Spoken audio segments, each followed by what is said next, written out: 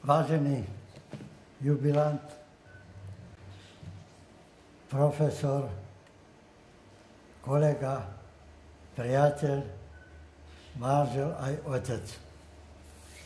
To všetko sú epitetá, ktoré sa viažú oprávnene ku osobnosti Ladislava Tajtáka, ktorý už prekročil 95.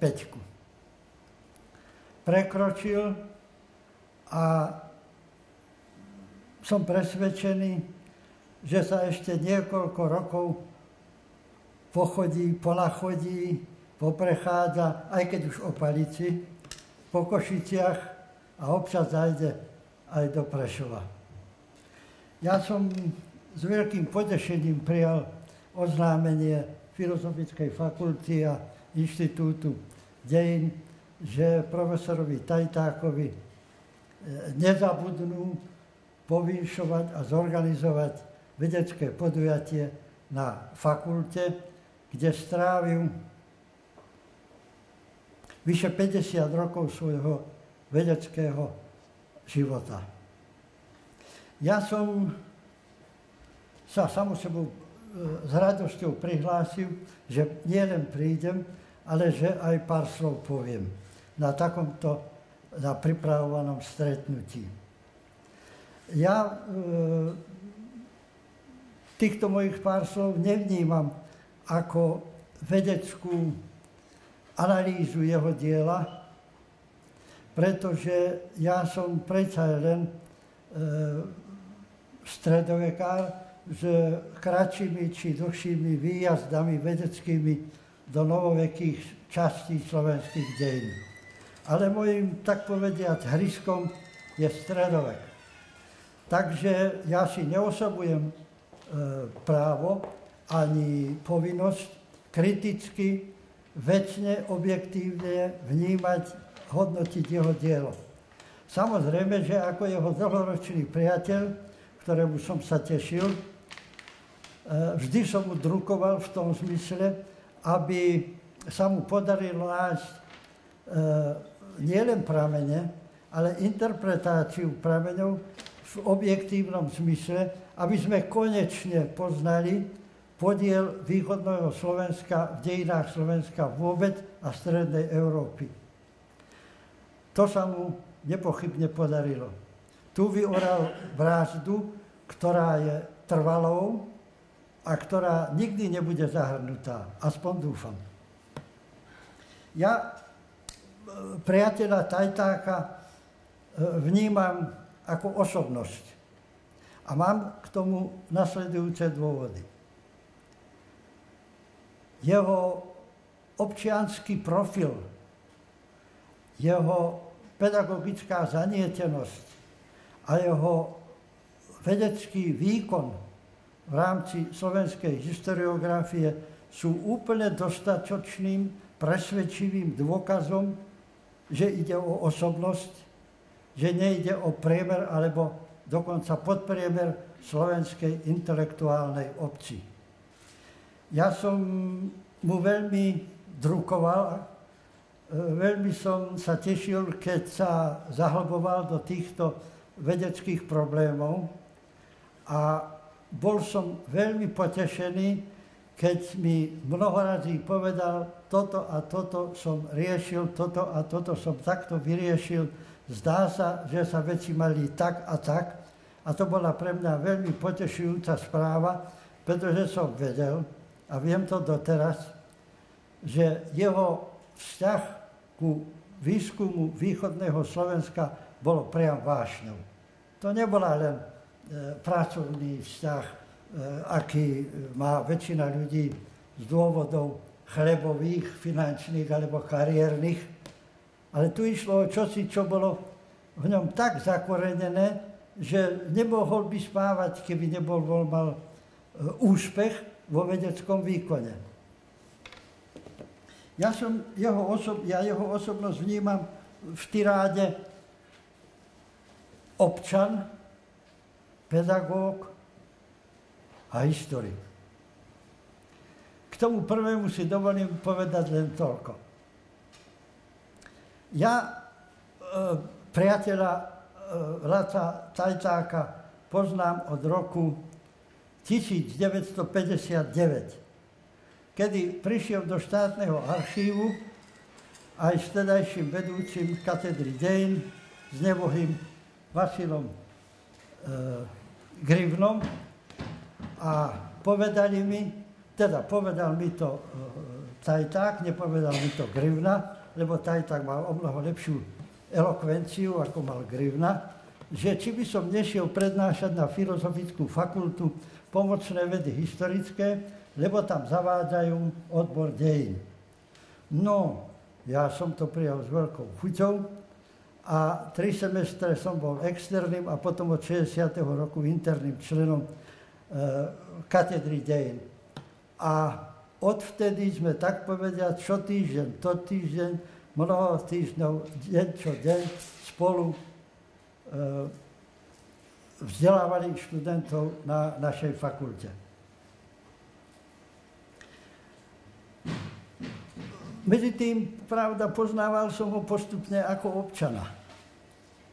A aby som v krátkosti vyjadril jeho politický profil, dúfam, že ho neurazím, keď prezradím, že je to typ európskeho, stredoeurópskeho sociálneho demokrata. Ale prosím, uvedomme si, že on k sociáldemokratizmu prišiel za čias po druhej vojne, po ťažkej aj osobnej skúsenosti, keď študoval v Budapešti v Maďarsku. A jeho sociáldemokratizmus vyplynul z prikloneniu sa ku demokratickým tradíciám rakúskej sociálnej demokracie, českej sociálnej demokracie a aj sociálnej demokracie postupne na Slovensku. Ale tá mala krátke trvanie, pretože komunisti ho inkorporovali.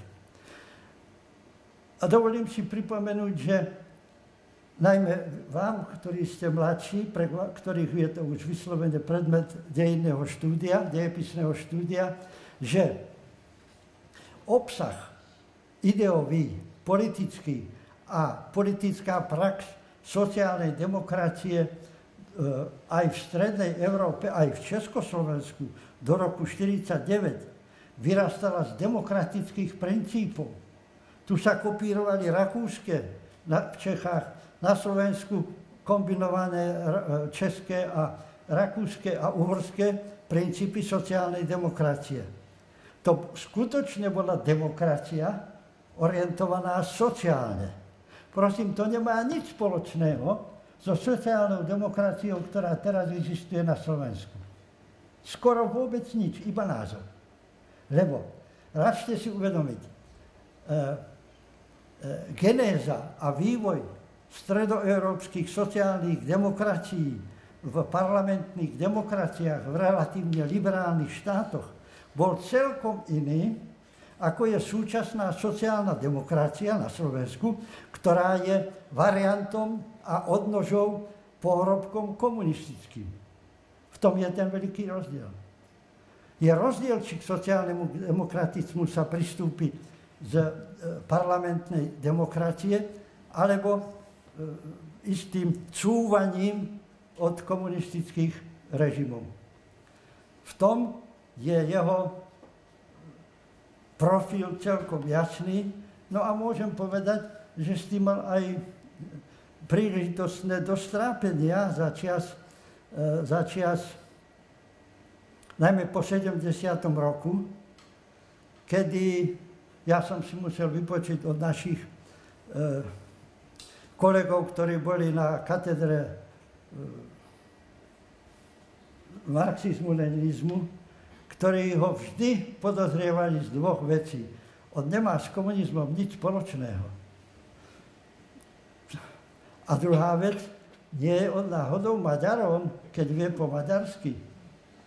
A toto boli najštiplavejšie vety, ktoré jemu do ušu nepovedali, ale ktoré povedali mne. A teraz išlo o to, či mu ja to aj poviem, alebo nepoviem. Ale ja som mu to nikdy nepovedal. Ale teraz je to už pasé. Ja som si ho preto ctil a ctím si ho dodnes, že on pri tom svojom, tak povediať, prvorepublikánskom sociáldemokratizme zostal a v podstate je ním pravdepodobne dodnes. V tejto veci bol nemenný. Tu vydržal pri tých princípoch, ktoré si osvojil, keď mal približne 20 až 30 rokov. A to je obdivuhodné. Druhou časťou jeho osobnostného profilu bola pedagogická činnosť. Ja som nevystriedal, teda nemal možnosť stretávať sa so stovkami prednášateľov, hoci som ich poznal dosť z Bratislavy, z Prahy alebo z Prešova.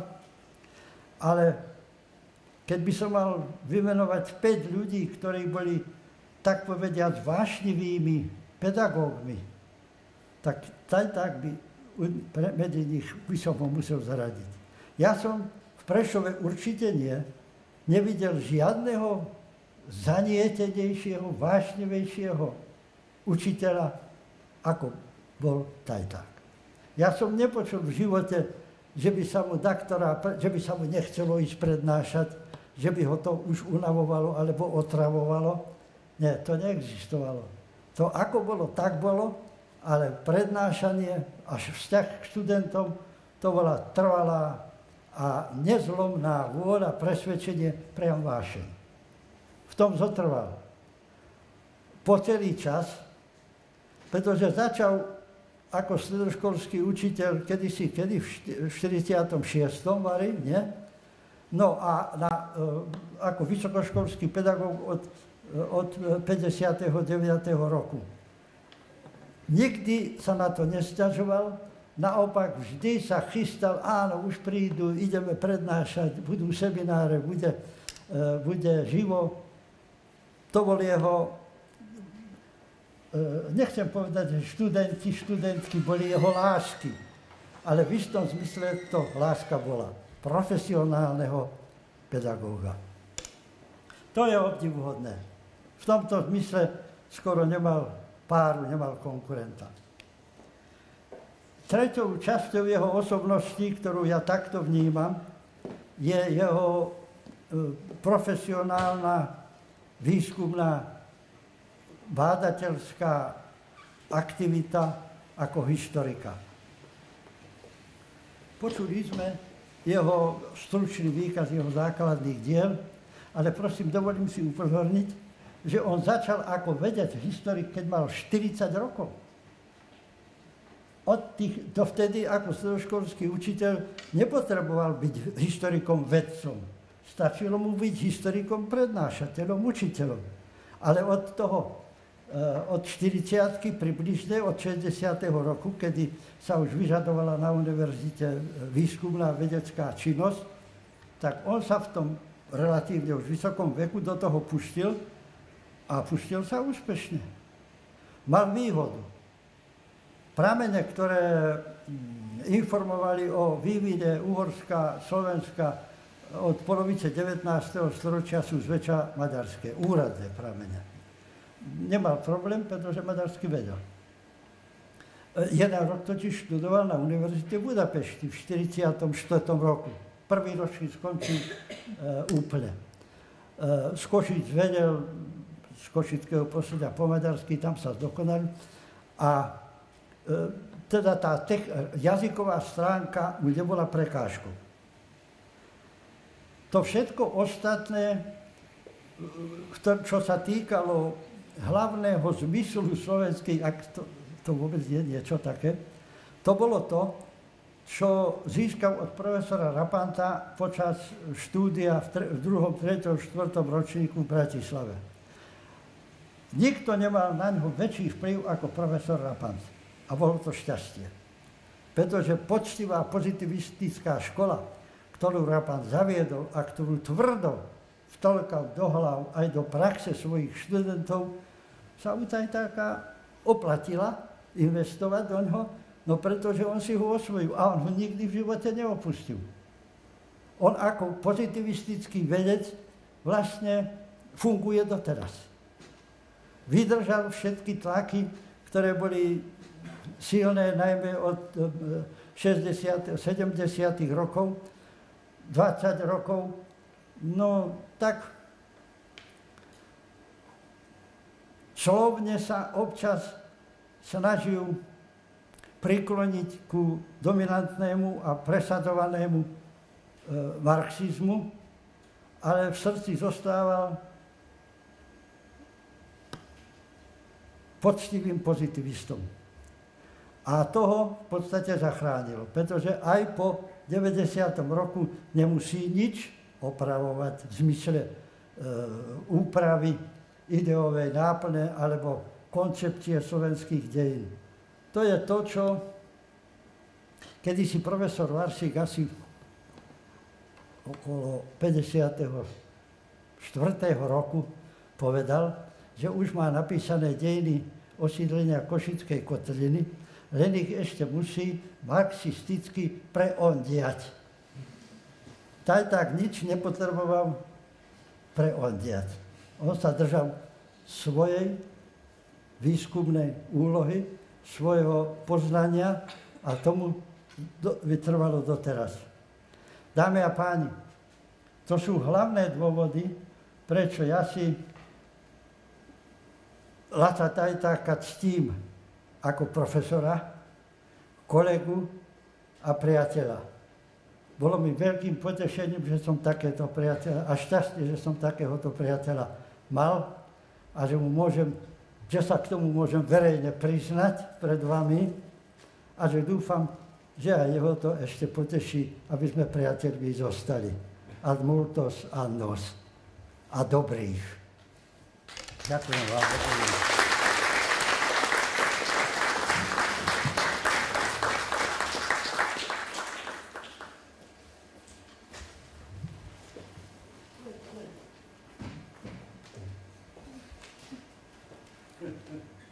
Tak ako vždy, no.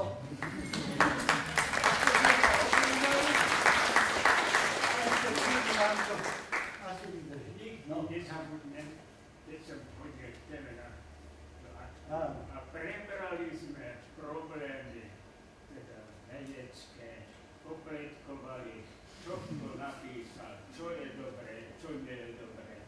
Čiže žili sme teda tou históriou nie povrchne, ale kriticky, že to nie, tam nie a tak ďalej. A kde je to východisko? A viete, čo sa nám tam dobre rozprávalo? Pretože tam nebola tá blcha. To som vedel bezpečne. Takže sme mohli rozprávať naozaj. To boli časy.